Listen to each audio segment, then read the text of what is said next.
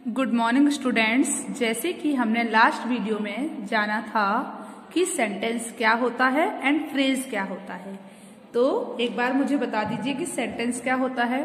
A sentence is a group of words put together to make a complete sentence. मतलब शब्दों का एक ऐसा समूह जो एक साथ मतलब एक कंप्लीट सेंस को एक साथ रखकर बनाता है, उसे हम क्या कहते हैं? सेंटेंस कहते हैं। A sentence is a group of words put together to make a complete sense। मतलब एक पूरा अर्थ प्रकट करता है, उसे हम सेंटेंस कहते हैं। और फ्रेज किसे कहते हैं? These group of words make sense but not complete sense। ठीक है, such groups of words are called phrase। मतलब शब्दों का ये समूह जो सेंस बनाता है लेकिन कंप्लीट सेंस नहीं बनाता।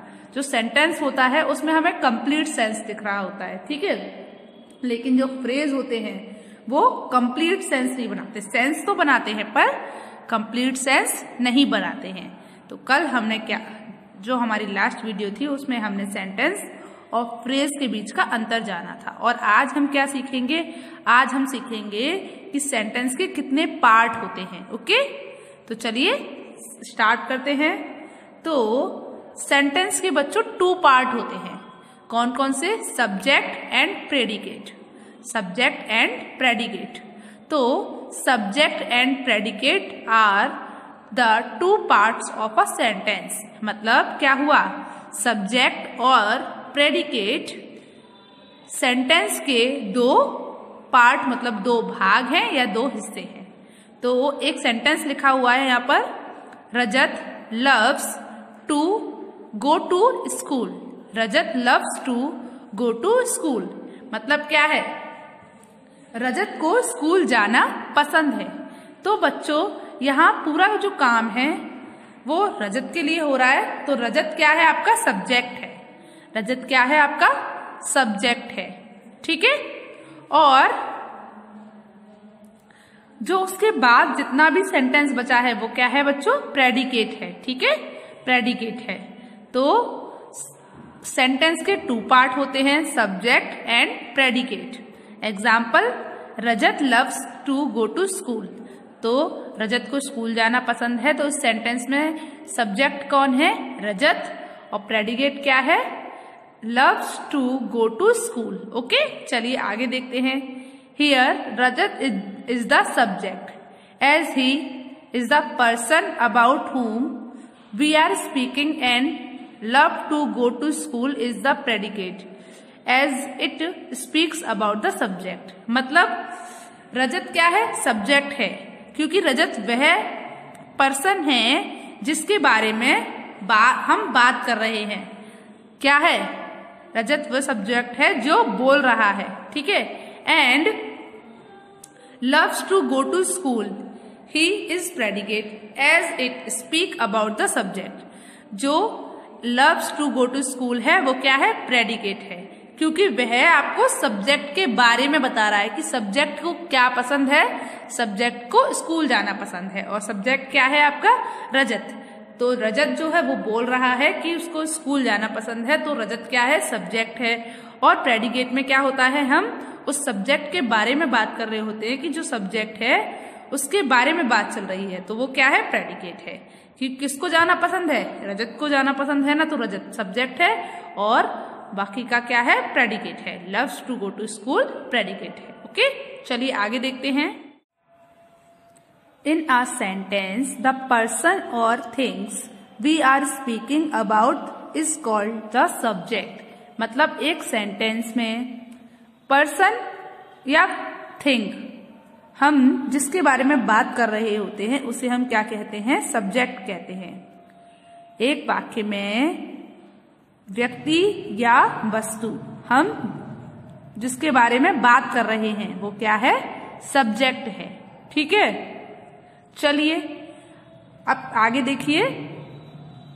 The part of a sentence मतलब एक वाक्य का पार्ट है जो कहता है समथिंग अबाउट द सब्जेक्ट, जो सब्जेक्ट के बारे में कुछ कहता है। मतलब सेंटेंस का वो हिस्सा जो सब्जेक्ट के बारे में कुछ बताता है या सब्जेक्ट के बारे में कुछ कहता है उसे हम प्रेडिकेट बोलते हैं। मतलब एक व्यक्ति या एक वस्तु जिसके बारे में हम बात कर रहे हैं उसे हम सब्जेक्ट कहते हैं, और एक सेंटेंस का वह हिस्सा जिसमें हम सब्जेक्ट के बारे में कुछ कहते हैं उसे हम प्रेडिकेट कहते हैं। तो आपको समझ में आया कि सब्जेक्ट क्या होता है और प्रेडिकेट क्या होता है। चलिए, सब्जेक्ट वो होता है जिसमें हम किसी वस्तु या किसी थिंग के मतलब किसी चीज के बारे में बात कर रहे होते हैं, किसी व्यक्ति या फिर किसी वस्तु के बारे में बात कर रहे होते हैं, वो सब्जेक्ट होता है। और जिसमें हम सब्जेक्ट के बारे में बात कर रहे हैं, सेंटेंस का वह भाग जिसमें हम सब्जेक्ट के बारे में बात कर रहे हैं उसे हम क्या कहते हैं बच्चों, प्रेडिकेट कहते हैं। चलिए अब हम आगे चलते हैं। तो देख सकते हैं बच्चों, आप यहाँ पर एक नोट दिया है, The subject is always a noun or pronoun, but sometimes the subject is left out and it is understood। मतलब क्या है बच्चों, सब्जेक्ट हमेशा नाउन और प्रोनाउन होते हैं। सब्जेक्ट हमेशा एक नाउन या प्रोनाउन ही होती है, but sometime the subject is left out. लेकिन कभी कभी क्या होता है, सब्जेक्ट नहीं होता है या सब्जेक्ट सेंटेंस के अंदर नहीं होता है, एंड इट इज अंडरस्टैंड, और इसे समझा जाता है। कैसे, चलिए एग्जाम्पल में देखते हैं। प्लीज कम इन, कृपया यहां आइए। Do not make a noise, शोर मत करो। ठीक है, इन बोथ दीज सेंटेंसेस, इन दोनों वाक्यों में the subject is you, subject कौन है, आप है, आप हो। विच इज इम्प्लाइड, मतलब विच इज इम्प्लाइड जो है, और एंड नॉट स्टेटेड जो है लेकिन बताया नहीं गया। अब आप सब्जेक्ट कैसे हो, क्योंकि आप बोल रहे हो ना कृपया यहां आइए, तो सब्जेक्ट कौन हुआ, आप हुए। शोर मत करो, कौन बोल रहा है, आप बोल रहे हो ना। तो यहाँ पर सब्जेक्ट कौन है, आप हो, जो है लेकिन दिखाई नहीं दे रहा है, जिसके बारे में बात नहीं हुई है। समझ आया। तो कुछ सेंटेंस ऐसे होते हैं जिनमें सब्जेक्ट नहीं होता है, जैसे कि इम्पेरेटिव सेंटेंस जो आपके होते हैं, please come in, do not make a noise, तो जिसमें सब्जेक्ट कौन होता है, आप खुद होते हो। ठीक है, चलिए अब हम आगे देखते हैं। Please come in actually means, मतलब प्लीज कम इन, कृपया यहाँ आइए, कृपया यहाँ आइए। इसका मतलब है प्लीज यू कम इन, कृपया आप यहाँ आइए, कृपया आप आइए। प्लीज यू कम इन, कृपया आप यहाँ आइए।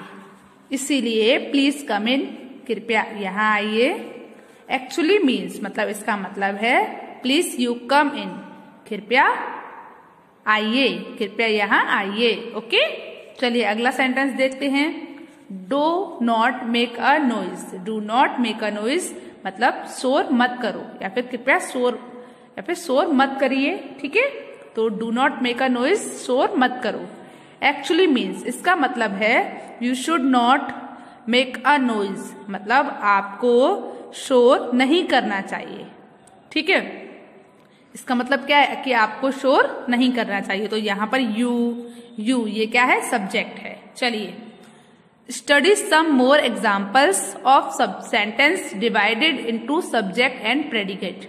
तो नीचे आपको कुछ सेंटेंस दिए हैं, कुछ सेंटेंसेस के एग्जाम्पल दिए हैं डिवाइड करके सब्जेक्ट और प्रेडिकेट में। ठीक है, जिनको सब्जेक्ट और प्रेडिकेट में बांट दिया है।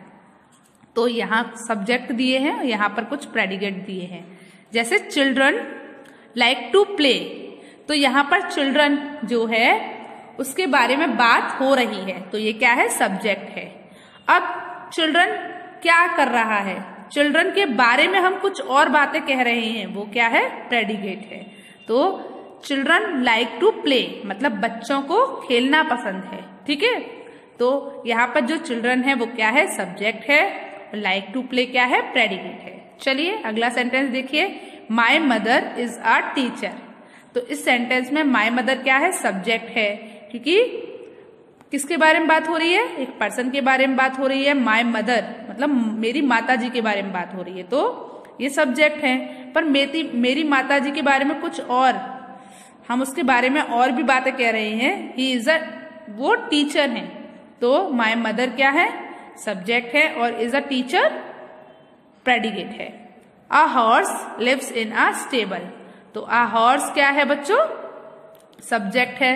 Lives in a stable predicate है, मतलब घोड़ा अस्तबल में रहता है। ठीक है, तो अ हॉर्स सब्जेक्ट और lives in a stable predicate है। चलिए अगला सेंटेंस देखिए।